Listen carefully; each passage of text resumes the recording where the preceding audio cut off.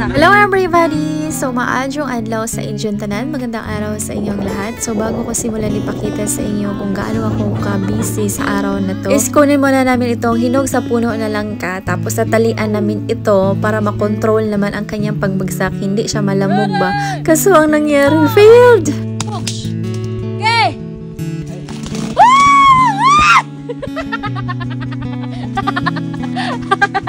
Grabe, sobrang tawang-tawa talaga ako sa mga pangyayari dito kasi idea nila yon na talian daw yung langka. Kaso sa isip ko, baka ma-failed nga. So, na-failed nga kasi nga, dapat sa katawan dapat talian, no? Kaya para talaga, hindi talaga makawala yung malamog yung langka. Talaga makokontrol talaga. Pero anyways, ang sarap ng langka. Crunchy at ang tamis at ang juicy. Yes, of course! So, dito is mangunguha na ako ng aking napaka-successful na kalabasa. I'm very very happy dahil, oh my goodness, this is my first time na talaga naman naging successful. So, pollination is the key. Yun pala ang sikreto. Dahil paborito ko yung kalabasa at dahil nandito tayo sa bukid, kailangan may tanam talaga ako na kalabasa at maraming mong salamat sa aking mga followers na nandito. Kasi sila yung nagsabi na dapat pala pollination ang gagawin. Kasi dati nag-post ako ng mga video na merong mga bulaklak yung mga kalabasa ko. Tapos palagi lang nalalaglag. So, this is it! So, naghintay muna ako ng 2 buwan mahigit para lang maka-harvest ng libreng kalabasa dito sa aming bakuran. Yes, of course. I'm very so much happy. Thank you so much sa lahat ng mga follower ko na nag-advise sa akin. At dito naman, sobrang saya ko dito ka namimitas ako ng mga libreng gulay.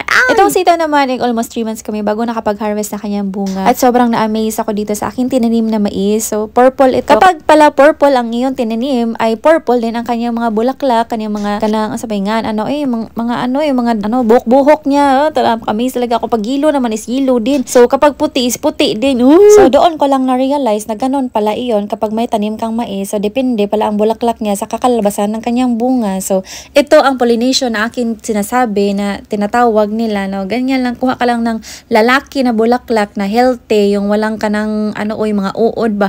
Tapos, ilagay mo siya paikot-ikot. Sa similyan ay kanang kuan sa babae ba, yung doon sa babae doon kalooban. Tapos, ikot-ikot mo siya. Tapos, minsan, iniiwanan ko na rin doon kay malalaglag lang din naman yun. Tapos, yun lang, magiging okay na yun. Malalaglag na yung bulaklak ng babae. Tapos, lalaki na yung bunga. So, dito ay hinugasan ko muna lahat ng mga vegetables na aking gagamitin. So, nag-prepare na rin ako dito kaya para makapag-start na magluto. I'm so excited and I'm so happy nga sa vlog na ito kasi ang sarap sa pakiramdam kapag nagka-harvest ka ng mga libreng gulay sa iyong garden. At ang sarap din kasi nitong kare-kare. Yes, of course. Favorite ko kasi ito na luto sa gulay except sa mga lauoy, mga chapsuy. Ito talaga yung pinaka-the best na luto sa gulay. Talaga namang marami tayong makukuha sustansya na maraming benepisyo sa ating katawan. Kaya kumain tayo lahat ng gulay kaya para humaba ang ating buhay. Yes. Dito naman is nahihirapan ako mag-open itong kalabasa kaya naman meron natanggal. Tinikman ko agad. Ay, napakasarap. Talaga naman napakatamis tsaka crunchy niya. Sa Bisaya, ang tawag nila doon is pughad. Pughad kaadyo si Ja. Yung pungangon naman ng kalabasa ay tinago ko siya kasi kailangan ito ng mga nanay. So, sinong nakarelate dyan? Pintas sa mga bata nila, mga kanabang hindi pa natutubuan ng ngipin para daw mabilis tumubo. So, yan ang kanilang mga paniniwala. So, dito ay nagisa muna ako dito ng kanang kwan. Ay, baboy good. Nilagyan ko ng konting asin. Tapos, gisa-gisa, halo-halo, whatsoever dyan.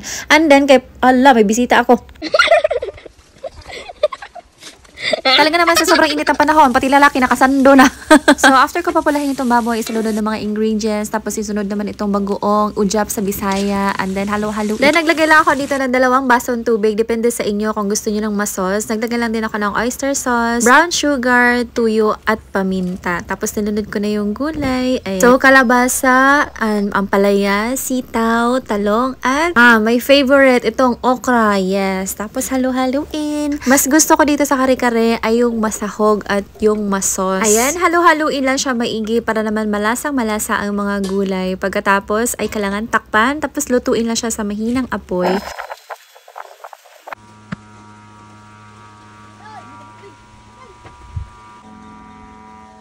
So, after 10 minutes, ay kailangan haluin ulit siya. Kaya para naman yung mga nasa ibabaw ay mapailalim naman. Sure! So, basta haluin nyo na. Ang importante, mahaluin nyo kaya para talagang masarap.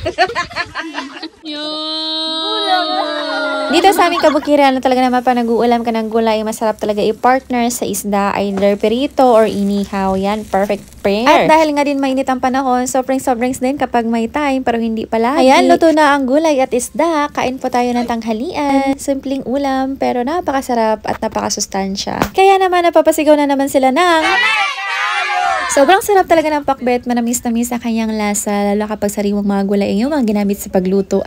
At dito nga ay nagbilad kami ng isda, so nilinisan lang namin ito at nilagyan ng asin. Ito ang way namin para i-preserve ang isda at gawing tuyo. Pagkatapos naman ay namimigay kami ng mga libreng isda dito sa aming baryo. Dahil binigyan kami ng mga biyaya sa karagatan, so kami din naman mag-share ng aming biyaya na aming natanggap kasi hindi naman namin kaya to kainin lahat. So ayan, napakasaya pala mamigay kasi makikita mo yung mga tao, super happy nila. So inuna ko muna dito sa aming barangay bago ako dumayo doon sa pinaka-tulo na baryo. Itong isdang to ay napaka-fresh dahil pagkaumagahan lang ito nahuli. Ang tawag nga nito sa amin ay lupoy sa Bisaya. At sa Tagalog naman ay tamban. Ito yung mga ginagawang sardinas at toyo. At masarap din ito sa kilawin tapos paksiw. Yan, perfect. Thank you. Thank you sa sponsor. Thank you very much. Thank you. Welcome. Tipod. Thank you. Thank you sa Boy. Yay! Sobrang happy nila. Marami pong salamat sa Fishing Bissell na nagbigay sa amin ng libreng isda. At yung iba nga ay hindi ko na na-video dito. Pero syempre nabigyan naman lahat ng mga nakakaalam. So, ayan kasi yung iba wala naman sila. So, basta kung sino yun nandyan, ayan, bibigyan namin. Pagkatapos ay dumayo naman kami dito. So, Bulidos ang tawag dito sa lugar na to para ipamahagi itong aming libreng isda.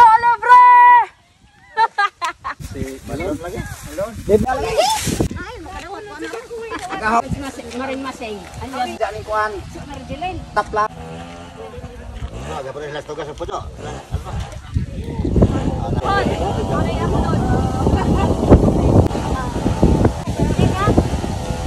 Excited sa mga.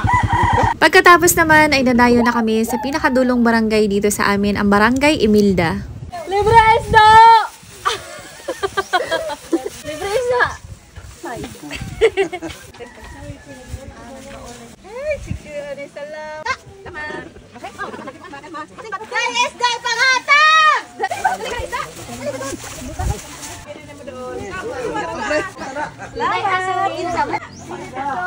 At this time nga, dahil siguro nabagalan sila sa akin na talaga naman nag-aalala sila na baka maubusan sila ng isda. Kaya naman tinulungan na nila ako magdakot dito.